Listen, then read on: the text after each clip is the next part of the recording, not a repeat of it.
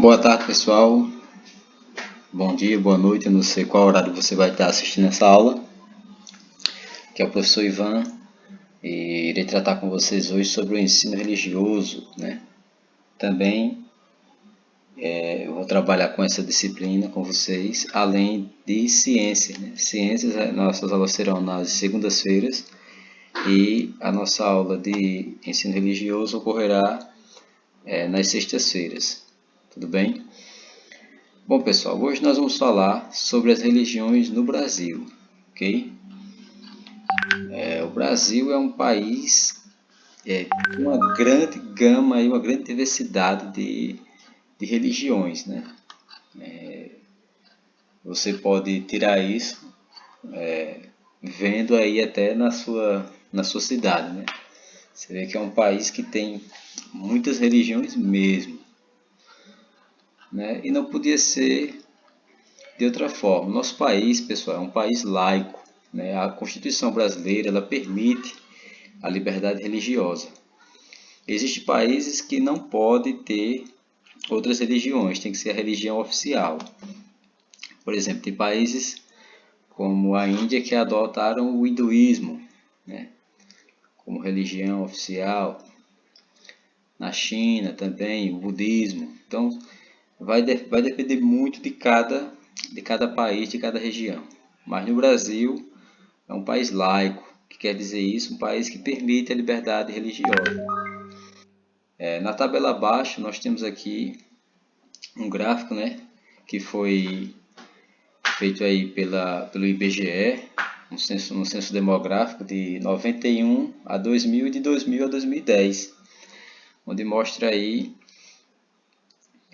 as religiões, né? Você vai ver em cima religiões, aí tem catolicismo, ou seja, o católico, o apostólico romano, representava 83% em 91, em 2000 caiu para 73,6%, em 2010 ficou aí com 64%, ok? Outra coisa, os evangélicos aí, nesse período, teve um crescimento, ele saiu de 9% e terminou em 2010 com 22%. Os espíritas representavam aí 1,1% e terminaram 2010 com 3%. Temos aí outras religiões de origem afro, a Ubanda, o Candomblé, com 0,4%, depois passou para 0,3% e em 2010 fechou com 1%, né, da população brasileira em 2010. Outras religiões temos aí 1,4%, 1,8%, 3%, 1,4% em 91 e em 2010 terminou com 3%. E sem religiões, ou seja, pessoas ateias, né, que não tem religião, não tem denominação, não acredita em Deus, em nada sobrenatural, ficaram aí cotados entre 4,7% em 91 e fecharam em 2010 com 7%, ou seja, houve também um crescimento e houve também um declínio, né, porque em 2000 esse grupo de pessoas sem religião representava 7,4%, mas em 2010 eles caíram para 7%, ok?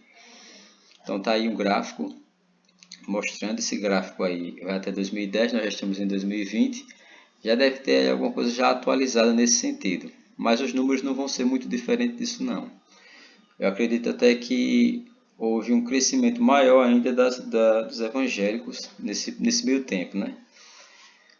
Houve um crescimento e um declínio, na verdade, dos adeptos da Igreja Católica Apostólica Romana, ok?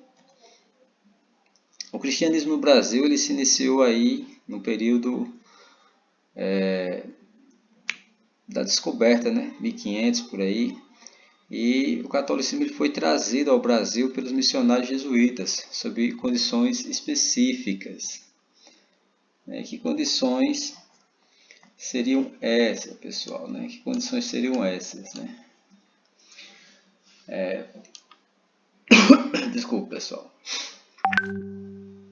O Brasil, na verdade, sempre foi um país oficialmente católico, né? E até o final do século XIX, por aí, quando deixou de ser uma monarquia e passou a ser uma república. Em 1889, o Estado brasileiro se separou da Igreja Católica e a Constituição de 1891 declarou a liberdade de culto para todas as religiões. Hoje, no país, há uma grande diversidade de religiões e igrejas. Como já citei antes, você vai ver aí uma gama muito grande de igrejas, né, de religiões, todas, na sua maioria, igrejas cristãs, né? Umas baseadas no catolicismo e outras no protestantismo, né? Que são igrejas fundadas pelos protestantes, aqueles que vieram aí de uma revolução, de uma reforma, na verdade, que ocorreu com o monge Martinho Lutero.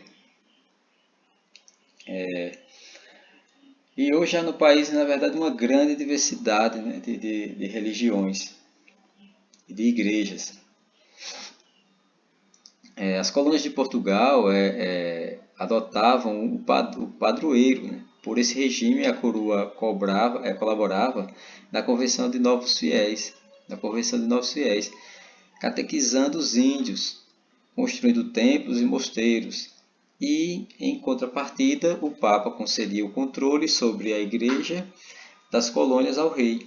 Ou seja, nesse período aí, o Papa ele concedia que o rei tivesse domínio sobre a igreja nesse processo, né? A igreja estava se introduzindo no país, mas isso não ficava só por conta do rei, né? Porque a igreja católica também, eles contribuíam com o pagamento do salário do clero, né? Quem é o clero? O clero seria aí os padres, né? Os jesuítas, aqueles que ficavam responsáveis pela evangelização e a catequização desse povo já existente no nosso Brasilzão aí, de meu Deus, né? Do Brasil. O Brasil realmente ele sempre foi um país católico. Até que no final do século XIX houve aí uma mudança. Depois que o Brasil ele perdeu o caráter de país dominado por reis, né? Se tornou uma república. Aí vieram constituições federais, né, que foram mudando a lei e mudando. E a lei está assim, ela está sempre em constante mudança. Como eu citei, em 1889 o Estado brasileiro se separou da Igreja Católica e com a Constituição de 1891 declarou liberdade de culto para todas as religiões. Hoje há no país grande diversidade de religiões e igrejas. Os evangélicos aqui chamados de protestantes foram os primeiros a concorrer com os católicos. Né? Que uma cena aí de cultos evangélicos. Né? Geralmente os evangélicos fazem cultos nas praças, nas ruas, em igrejas, em templos. Eles não ficam só dentro das quatro paredes do recinto religioso, né? Fazem cultos também em outras localidades. Os evangélicos, também chamados de protestantes, né, como eu acabei de citar, foram os primeiros a concorrer com os católicos. Concorrer em que sentido, pessoal? No sentido de evangelizar essas pessoas e torná-las membros desses grupos, né? Desses grupos em que se colocava, aí a igreja tinha um domínio praticamente mundial, né, maior, e aí a igreja evangélica ela foi aos poucos tomando espaço. Como vocês viram também no gráfico, houve um aumento bem significativo de 9 para pouco mais de 20, né? Hoje existem centenas de igrejas evangélicas, né? Tais são frutos de uma reforma, como eu citei antes, a reforma a reforma intitulada como reforma protestante, que foi um movimento reformista cristão do século XVI, liderado por Martin Lutero, que foi um símbolo, né, um marco aí para a igreja evangélica, né, a igreja protestante. Martinho Lutero, com suas 31 teses, né, lançada lá na igreja da catedral, né, do castelo de Wittenberg, em 1517, revolucionou essa reforma e hoje temos aí uma gama enorme de religiões protestantes, né, que são várias. Eu poderia citar aqui algumas: Assembleia de Deus, Congregação Cristã do Brasil, Deus é Amor, Maranata, Igreja Quadrangular, Igreja Universal do Reino de Deus. Então, são muitas denominações, né, com ministérios diferentes, outras são de Belém, suecos, né, vieram na verdade, os fundadores da Igreja Protestante, eles vieram de várias partes do mundo, né, aqui para o Brasil. Aí temos o registro dos alemães, né, em 1886, trazendo aí, fundaram a Igreja Evangélica Alemã do Brasil. Temos também a Congregação Cristã do Brasil, que foi fundada em 1910, no Paraná e em São Paulo. E em 1911, missionários suecos fundaram em Belém do Pará a Assembleia de Deus, a famosa Assembleia de Deus, né, que tem em todas as cidades, todo povoado, sempre tem uma igrejinha lá da Assembleia de Deus. É bem notório o papel da Igreja Assembleia de Deus aqui no Brasil, né? Uma igreja que se expande muito. Aí vem a Quadrangular, são uma série enorme de igrejas, mas todas são do mesmo segmento, evangélicos e pentecostal, né? São igrejas evangélicas pentecostais. No Brasil também tem uma outra religião, que é o espiritismo kardecista, né? Fundado aí pelo seu grande fundador Allan Kardec. O espiritismo pode ser definido como um sistema filosófico religioso que incorpora elementos originários do hinduísmo e do cristianismo. O espírita acredita que após a morte, e a depender de suas ações em vida, seu espírito volta a um outro corpo, em um nível superior ou inferior de evolução. A reencarnação é uma dádiva divina que possibilita ao ser humano reformar-se e evoluir-se espiritualmente. Essa é uma crença estabelecida aí no espiritismo kardecista, ok? Nós temos também as igrejas ortodoxas, né, que vieram para o Brasil. Também havia muitos cultos, foi trazido para o Brasil principalmente por imigrantes gregos, russos e de outras nacionalidades da Europa Oriental. A mais antiga sinagoga brasileira data de 1637, em Recife, mas vestígios dela só foram descobertos no ano de 2000. Ou seja, ela estava lá escondidinha, né? É uma igreja muito antiga, 1637, né? E em 2000 encontraram vestígios. Antes disso, acreditava-se que a primeira sinagoga em solo brasileiro havia sido fundada em 1910. O número de praticantes do judaísmo no país, no entanto, cresceu a partir da década de 1930, com a chegada de judeus alemães fugidos de onde? Do nazismo, né? Da Alemanha nazista, no período aí em que Adolf Hitler estava promovendo a perseguição, né? Um grande genocídio, que foi um dos maiores genocídios da história da humanidade, foi na Alemanha, com o ditador Adolf Hitler, do Partido Nazista. Ok, pessoal? E no Brasil há outras religiões, né? Religiões menores, mas são religiões também que em algumas cidades elas são bem notórias. Algumas muito centralizadas ali na região da Bahia, outras que, como se trata de questões religiosas e culturais, né? E de onde foi migrou quem, que migrou para onde, que foi gerando aí essa quantidade enorme de religiões no nosso país, ok? Diversas religiões não cristãs são representadas no Brasil, entre elas estão o islamismo e as religiões dos orixás, das igrejas chamadas neocristãs ou paracristãs.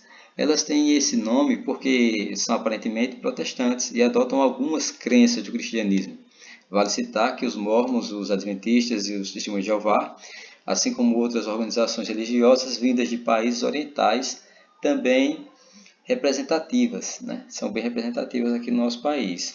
Temos aí o Hare Krishna, a Igreja Messiânica, a Perfect Liberty, a Seicho Noye, e o Shintoísmo e o Budismo. Outro dia eu vi um budista, primeira vez que eu vi um budista foi em Maceió, né? Eu estava fazendo lá umas orações e não passa por despercebido porque eles se vestem de maneira bem exótica mesmo. Bom pessoal, por enquanto é só. A nossa aula vai continuar na próxima semana, ok? E eu vou passar ainda amanhã ou no próximo dia um resumo do que a gente estudou hoje aí para você. Aliás, eu vou pedir a você, de antemão, que já faça um resumo de tudo que foi mostrado aqui no vídeo, né? Para que nós possamos dar continuidade na próxima semana, ok? Mas faça um resumo das partes, dos aspectos mais importantes que você achou interessante aí nessa aula e tome nota, ok? Tome nota. Registre isso, tire foto e não esqueça, mande uma foto sua fazendo o trabalho, né? E uma foto do trabalho, ok? Manda lá no privado ou para o meu e-mail que também se encontra aqui na aula. Um abraço aí, bons estudos para vocês e uma ótima semana aí, né? Um ótimo final de semana.